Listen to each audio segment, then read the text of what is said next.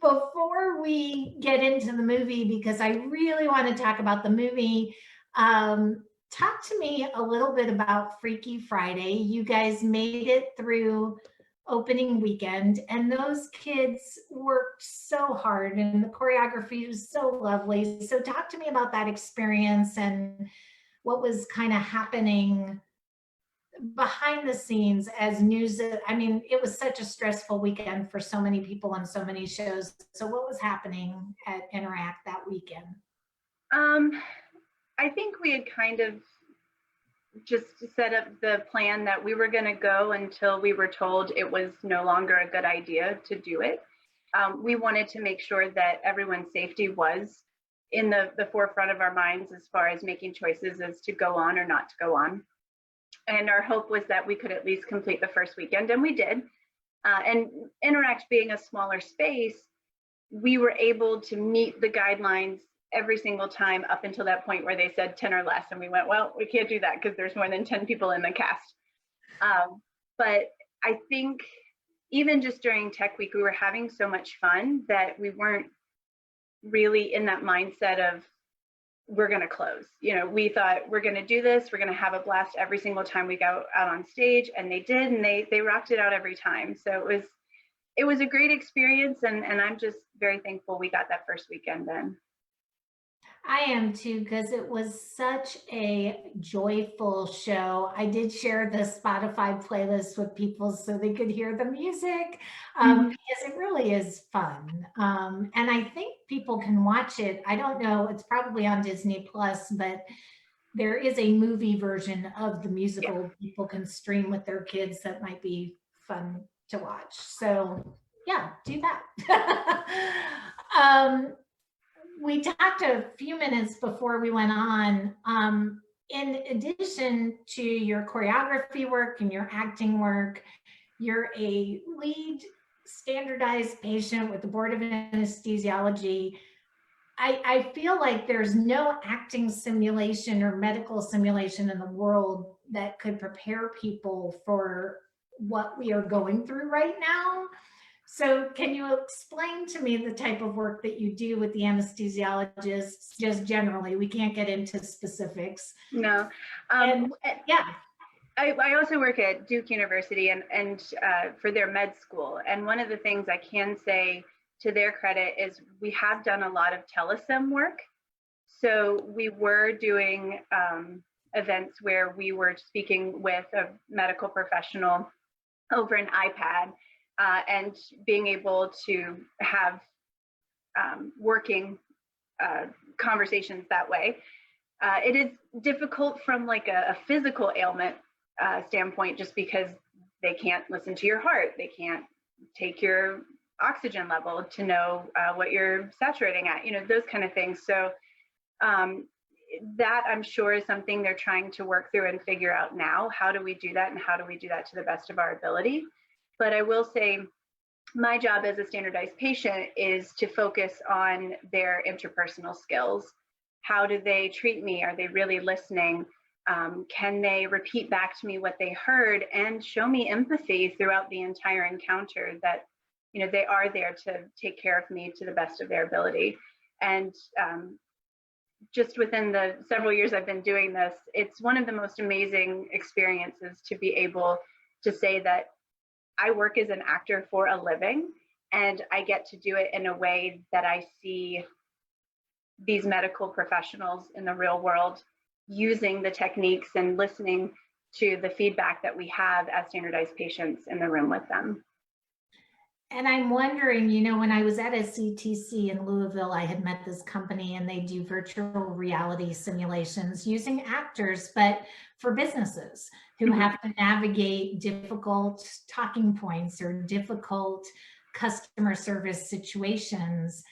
And I think, to your point, there's so many acting jobs that are kind of out of the box that I think people need to keep an eye out for, because, you know, there's so many things like what you're doing that are not stage work, not screen work, but training.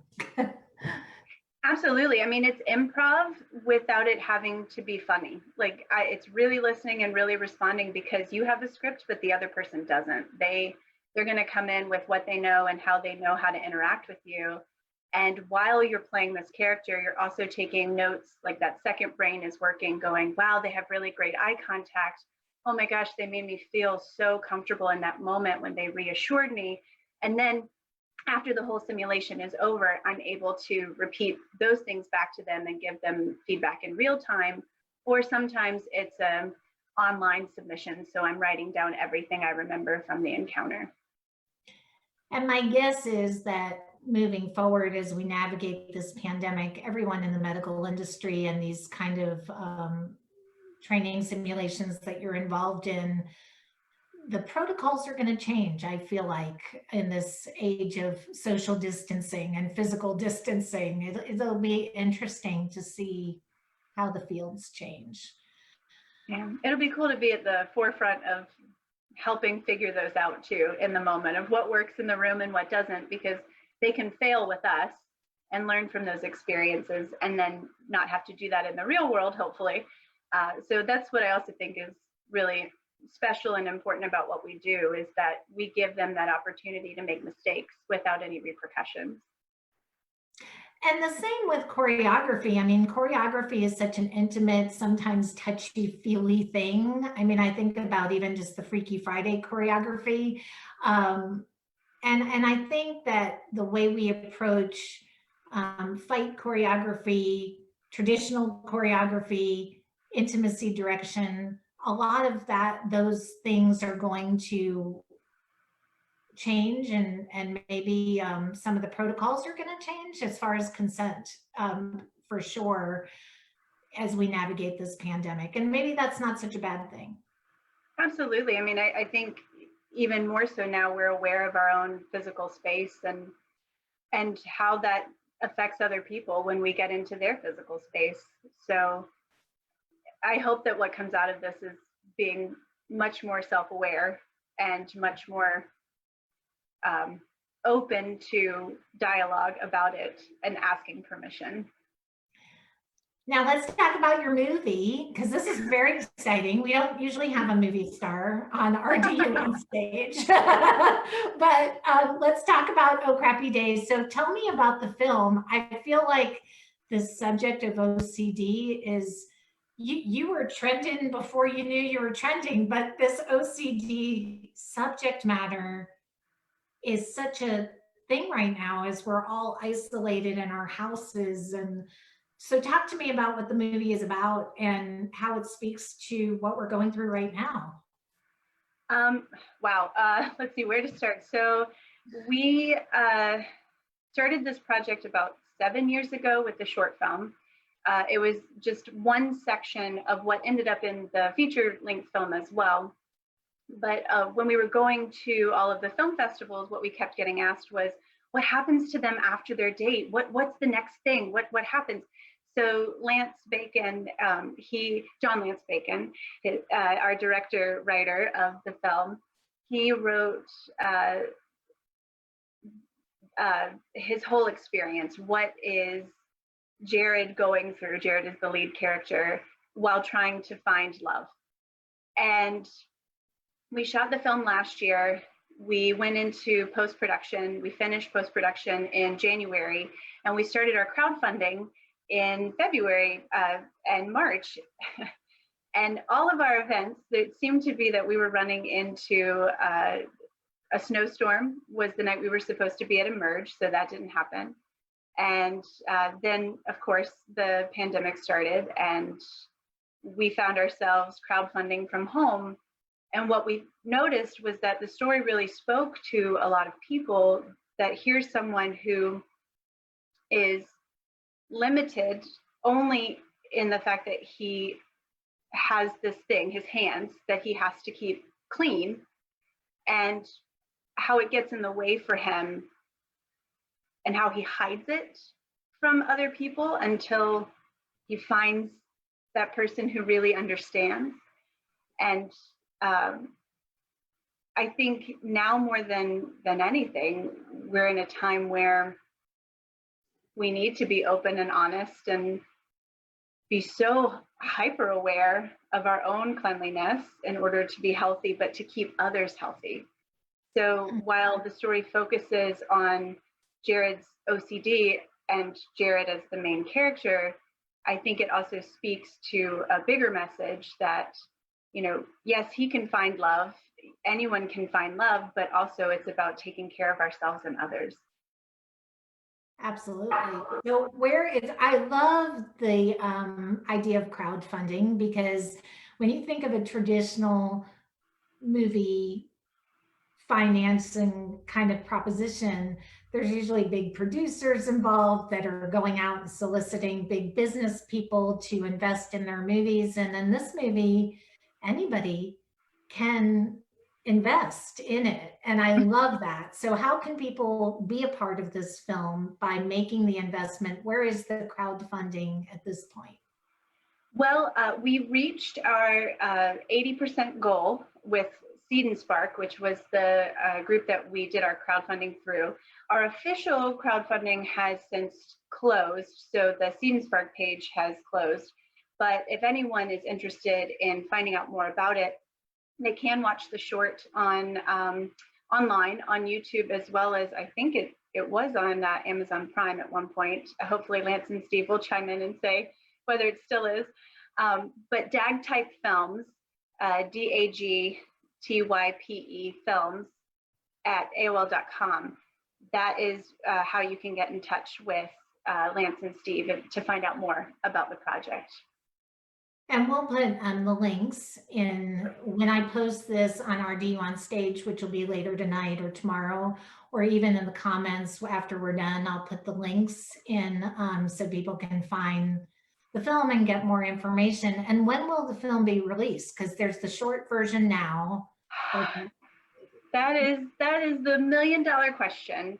I think our goal had been to get submitting to our top tier film festivals right away. Obviously, with everything changing, that changes our plan just a little bit. It doesn't stop us in any way, shape, or form. But with those top tier film festivals, a lot of the rules are that you can't have any sort of public showing of your film until after they've done the public showing, because they want to be the first, which is also great because of the people who are there at those film festivals. So we're backing up and punting with exactly what our timeline is going to be. But our hope is that we'll be able to show it within the next year, if not the year after that, just based on what film festivals we get in and what the world moves to next. I mean, the other option is that, you know, a lot of filming has stopped and we have a finished product. So what does that mean? You know, can we have it seen now because people need new material? They need to see new things. So we don't know. We're just constantly talking, constantly trying to throw ideas out there, and we're going to do what we think is best for both our support and our audience, and what we want the next steps for Oh Crappy Day to be. I love that. And what is the state of filmmaking in North Carolina? Because I know at one point when I first moved here, filmmaking was a booming industry, and then kind of slowed down because federal funding and incentives kind of slowed down and stopped, and a lot of the film industry moved to other cities like Atlanta where those incentives were better. But is the indie film movement here thriving? Is it strong? I have no idea. That's why I'm asking.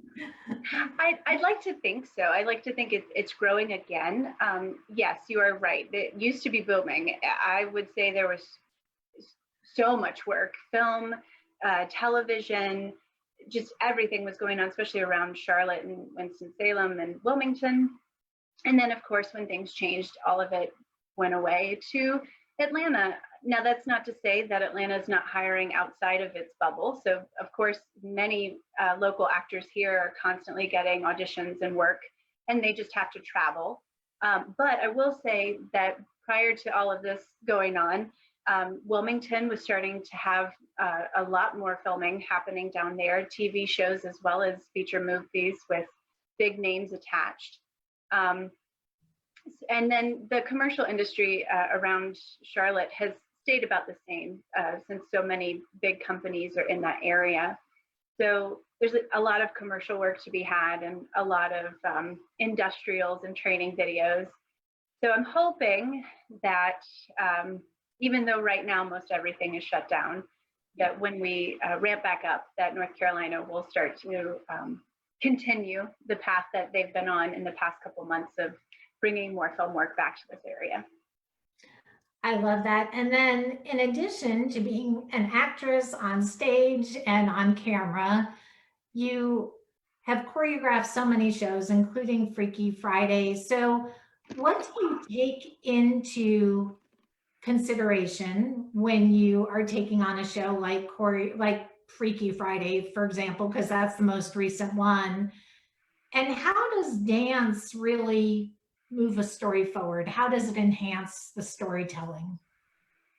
I think the first thing I talked with Scott Ray, the director, about was the fact that this was a show that takes place in today, you know, so it's not like a period piece like Drowsy Chaperone where you're looking at 1920 style movement. And I thought, well, what's the thing that jumps out the most to me? And that's TikTok right now. That is the platform that the age group within the show itself would be using to create dances or know the dances. And it's a status symbol, you know, if you know the dances or if you're getting a lot of likes on your dance, then you're TikTok famous. So I went down the rabbit hole, really, because I had never looked at TikTok before, and was looking at what was the most popular moves, what were the dances that everybody was recreating at the time. And I didn't want to take the whole dance because that's not the goal, but what about those movements would make the audience feel like they were in today?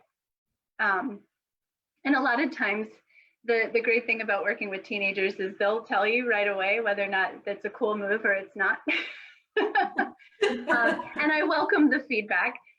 So we would go through and we would play, and I love collaboration. So if they came up with, oh, what if I did this here? What if I did this? I would try and use it because it was real to them. I know I definitely tried to hurt them in the gym class dance. I don't know how many push-ups I put into that number, and I apologize to them now. But what I love about the show is that it is reminiscent of other shows. So you have that number in the gym, and it's like Footloose when they're in the gym talking about making a change, or when they're talking about finding out their parents' secrets. It's like Mama, I'm a Big Girl Now from Hairspray. So I tried to find ways to, not that I would think my audience would necessarily notice that, but I wanted to pay tribute to those numbers as well. And hopefully somebody would go, oh my gosh, I recognize that, or wow, that song really reminds me of. So that's where I go when I try and create for a show. And especially a show that hasn't been done around here. It's exciting to be creative and new. And then how does it move a story forward? Well, I always think like you do a monologue or you have dialogue and it's heightened because why are we speaking? And then we sing because we just can't speak anymore. And then we dance because the singing just isn't enough. So dance takes us to that penultimate level. I love and that. We get to use our whole bodies, not just our voice and our face. So whenever I try to choreograph for a show, especially like you have shows that have dream ballets and they are meant to be beautiful and technique based and they're wonderful. But in a show like Freaky Friday, that's not what the story is. So how do we move the story forward when we're in a biology lab? How can we show exactly what would be happening in that space, but now it's just heightened because we're singing and dancing about it? And that's where we can find the humor and find the reality of it in its heightenedness, I guess, the best way to describe it. And there are so many local actors and aspiring actors that follow RDU on stage and have been watching these videos. So in this day and age of virtual online auditions, everybody kind of has to know how to dance, or at least pretend like they know how to dance, which I will be doing in a few minutes with you. I'll be faking it terribly, but what advice would you have for the people doing these virtual and video online auditions now to prepare their choreography or prepare their dance audition? Well, I would say the obvious first answer is just take classes from as many different teachers and as many different styles as you can, so you have a little bit of everything in your back pocket. But you know, I think one of the things that So You Think You Can Dance on TV does really well is they constantly talk about the fact that you don't have to be the best at technique in order to tell the story the best way. So how do you connect emotionally to what you're doing? What is the story that you're telling when you're doing these auditions, and how can you show the best side of you? So it's not about how can I recreate the choreography to the best of my ability of someone else, but how can I bring myself to the room? Because that's ultimately what you're bringing to your college program. So you want to put your best foot forward and show them who you are. I love that. Now, throughout this pandemic, so many people are leaning on the arts to get us through the day-to-day monotony at this point. A lot of us are just feeling this monotony, which is terrible. And I think that is most evident in the amount of TikTok content being produced right now and being created. So I just discovered TikTok not that long ago. So for folks who don't know what TikTok is, can you explain what it is? And good news, everybody on Facebook. Jess is going to make us TikTok famous by teaching us some TikTok dances. And then we're going to ask you all to post and tag your TikTok moves so we can all see how Jess's choreography is supposed to really look, not how Zara and I are going to be doing it. So, so tell us what TikTok is. Sure. Let's say that we're dipping our toes in the TikTok water. That's what we'll call it. TikTok is a really cool platform that allows you to create 15, 30 to 60-second material. There's everything from dance, which we see a lot of and what it's most known for. But there's also stand-up, there's really creative videos, there's 60-second movies. There's a lot of famous actors who get on there and take you behind the scenes of films and projects that they're working on. And the cool thing about the algorithm is that when you first get on, you feel a little overwhelmed because everything is just thrown at you. And the more that you scroll through and like content, that's the type of content that they cater to you when you get on the next time. So it really becomes something that, and probably why it is so addictive, is that you're getting content that you ultimately want to see and not just random content that you're like, what is this? So it starts out that way a little bit, but then once you've been on for a while, it continues to cater to you. Okay, so now in the great Zoom experiment that we're doing, will be an experiment. Zara, this is my daughter, Zara. She's much more coordinated than I am. So she's going to be my assistant with this. And we're in our dining room, so we have space to move, and you've got your space. The good news is for everybody on Facebook is Jess is going to take a video after we're done, and I'll post it of what the dance is supposed to look like, because it's going to be kind of hard to see everything on Zoom, but we will post it. And you've got 3 dances for us. So Zara and I are going to get up, and I'm going to try to see with my very poor eyesight as we move our chairs and move across the room. I'm going to, sorry guys, I'm turning my computer screen off so I can see what Jess is saying. Hello everybody, here we are. All right, so the first one and the second one are from like more the hips up. So that works out from a framing standpoint for me.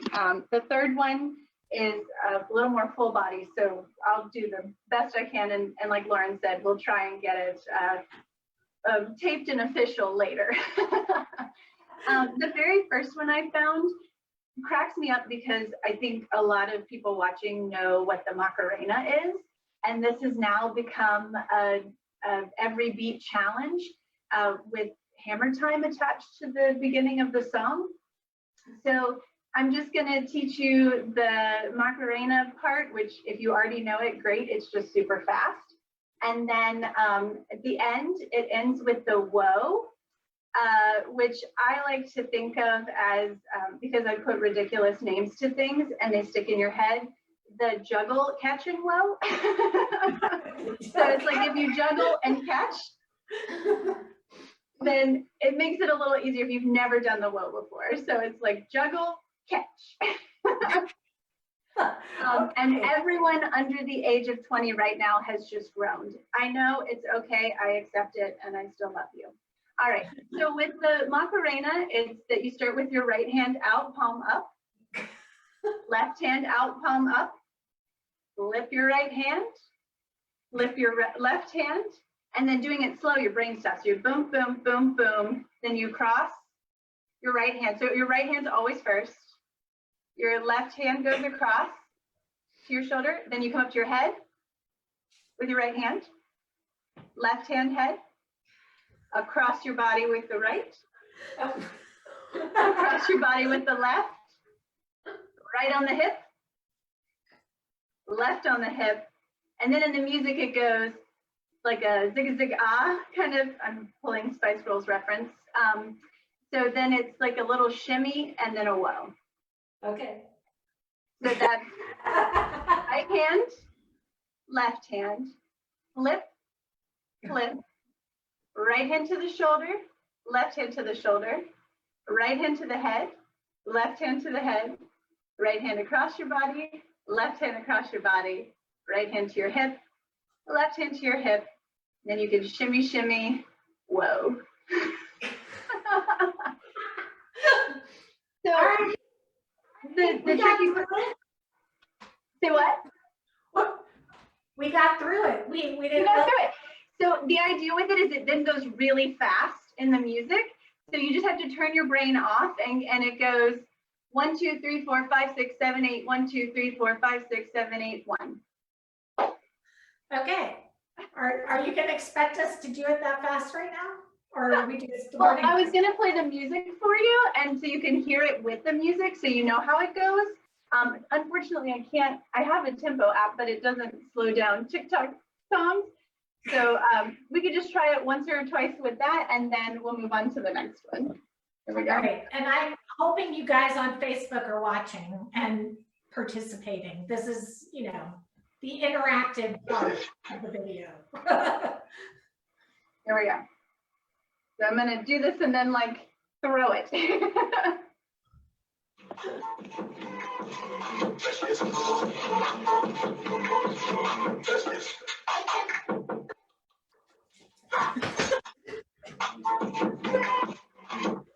it's really fast. Yeah, but that's the idea. Is it's dun dun dun dun dun dun dun dun dun dun dun dun dun dun dun. All right. You all get that on Facebook? I get one. All right. So what do you want to do now? Shop for Alexa. My Alexa thinks that I'm talking to her. Alexa, cancel. I don't understand. Sorry, I can't tell what you want to order. Please try again. Alexa, off. All right, we're good. So this is going to be like the great RDU on stage blooper reel we're going to have after all these virtual. I don't know. I just did it perfectly fine. Okay. All right. So we're ready. Here's here's our next one. So your arms go up. You are going to lean forward, lean to the right, and then you're going to throw your arms across your body and come back up. Yep, exactly. That's it. And then you're going to lean forward, lean to the left, and then throw your arms across and come back up. So what that looks like is forward, side, throw, up, forward, side, throw, up. Which sounds really bad when I say it that way. We all know our right from left. It's very confusing watching Jess because everything is opposite right now. Promise you we know our right from left. So, okay, we're good. And when I teach like this, so I know what side's my left, so I totally understand. Okay, here we go. So and if you want to just go to your left and mirror me, that's fine. So it's forward, side, cross, forward, side, cross. Okay.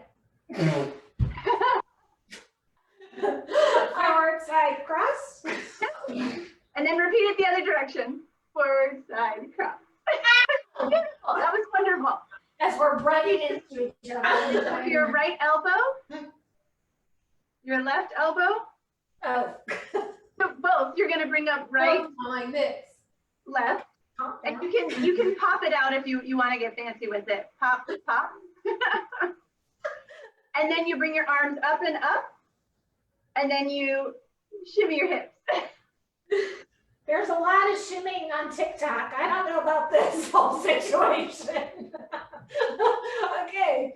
So that one goes, the tempo is forward, side, cross, forward, side, cross, elbow, elbow, arm, arm, shimmy, shimmy, shimmy. You got that? Okay. Notice how I'm catching on. Yeah, I'm gonna say You're doing fabulous. just like follow the dance instructor. Okay. But that's also the wonderful thing about it is that it plays it over and over and over again on its own. So you just keep practicing with it till you feel comfortable, and then you do it on your own. So that's another wonderful thing about TikTok. I'm sure parents who hear the songs over and over again probably don't appreciate that part, but it does play it over and over for you. So let's try that one more time. We've got our arms up. So we're gonna go forward, side, cross, forward, side, cross, elbow, elbow, arm, arm, shimmy, shimmy, shimmy, shimmy. Yay!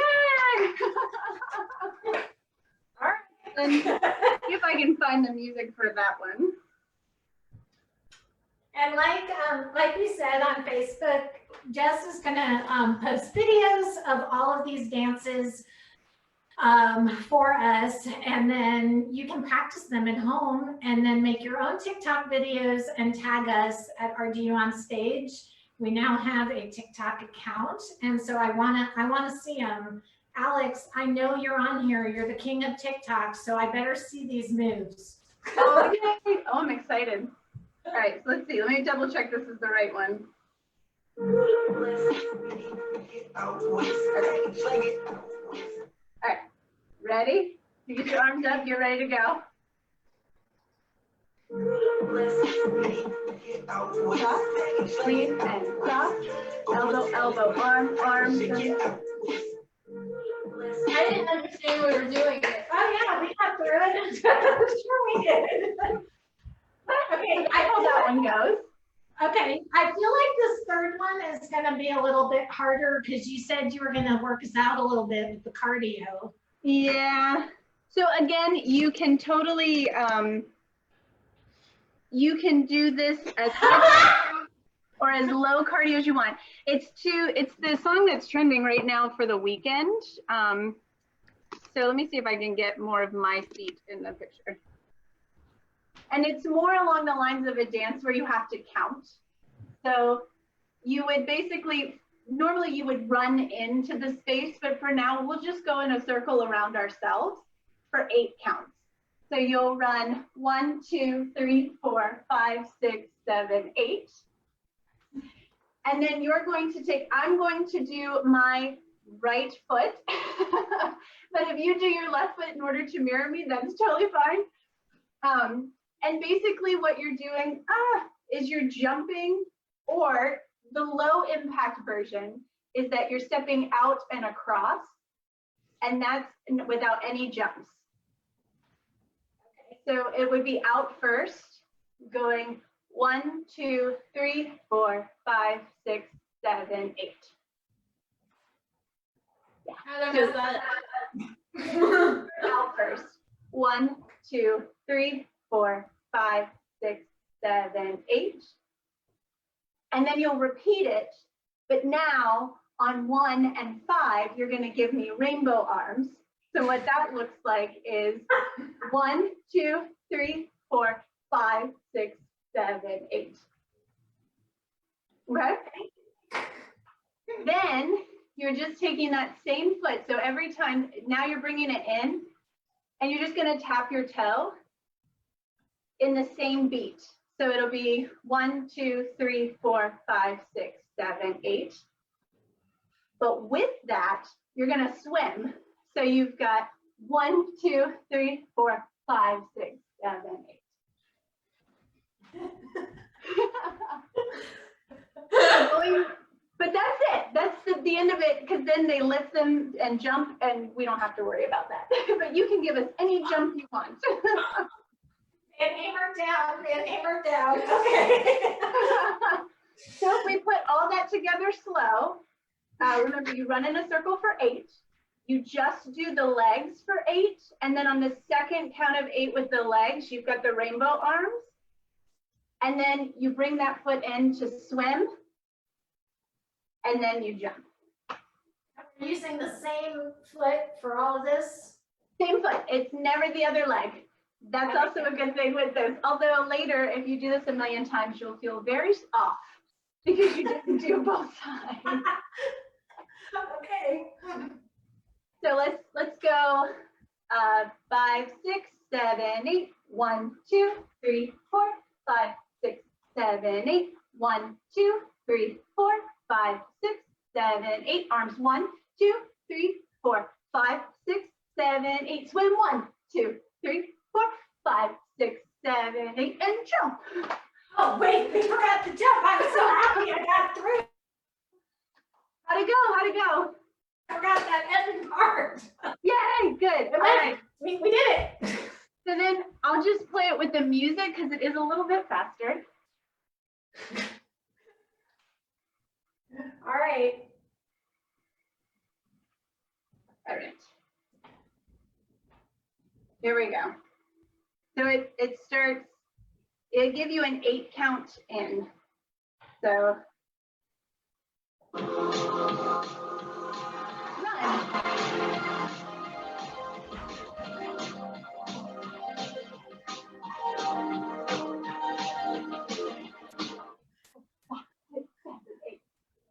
run. That one may need some work. Oh my gosh. I feel like I've earned dessert tonight, or at least my tea with honey, but yes, thank you. Absolutely. And I mean, at the end of the day, the goal is just to have fun and be silly. It's not about perfection in any way, shape, or form. And what's nice about it is, I mean, I'm doing this, my daughter's 17, and this is something they're all doing right now. So moms, dads, big brothers, families, you can do this together. And that's what I love about it. So Absolutely. all right. So I'm going to open it up to questions.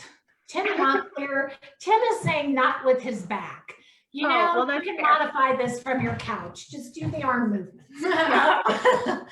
And what I'm going to do is open it up to questions. If anybody has any questions for Jess, you have a whole fan club on here. I know there's some people watching. I don't know if Scott Ray is on here. He's been on a lot of them. Mike McGee's on with us. Ryan Chappelle is on here, and Tim is on here. So there's a bunch of lovely people on here with us. If anybody has any questions, go ahead and type them in. Like I said, Jess is going to do a video of these dances and I'll post them on our RDU on Stage Facebook page. And in the next few days, please tag us on social media doing these dances so we can share them with Jess and all of our RDU on Stage listeners. Mike McGee is saying, love you, Jess. So Thank you, Mike. Love you too. And we have to connect with each other. I mean, I feel like through this whole social distancing, you know, I was telling people last week or a few days ago, I saw on the news, we need to physical distance, yes, but social distance, no. We're an acting theater community and we're all into connecting with each other. So we just have to find new ways of connecting. Absolutely. Getting creative and just having a good time and being willing to be silly and make fun of yourself a little bit keeps it light. Yeah, You know, I feel like I've done that. I'm modeling that for you all tonight. So much appreciated. Absolutely.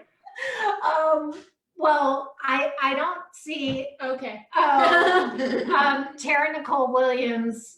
Hide your ears if you have tender sensibilities. But Tara said 3 beautiful, badass humans. So I love that.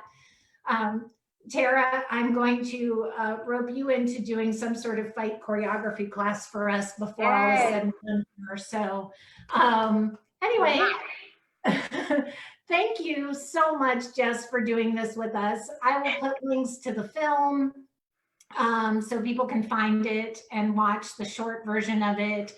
And if they're interested in the crowdfunding opportunities that are available, that would be amazing. And thank you all on Facebook for joining us. Thank you. Don't make fun of my moves too much. This is why I write and I'm not on stage. But thank you guys. And thank you guys for following along. Tomorrow night, we have a really fun event. I'm going to take the night off, not really, but I'll be on, but Jessie Gephardt is going to interview David Henderson. Yes. It's going to be so much fun. And then Saturday at 2:00, I think, Erin Sullivan and Morgan Piner are going to be on, and they're going to be giving us some video auditions, tips and tricks. So we're going to have to do that. And so anyway, join us for those. And then if you miss any of our virtual events, everything is posted on RDU on Stage afterwards, so you can see them there. So thank you, Jess. Amazing. Thank you, Lauren, so much. And thank you for being willing to have fun with me tonight. Yeah, in the next 24 hours, I will be TikTok famous. You never know. You never know what you might be TikTok famous for. Yeah, that's the key. Anyway, thank you so much. And we'll see you all guys. We'll see everyone tomorrow. Thanks, Jess. Bye, guys. Thank you.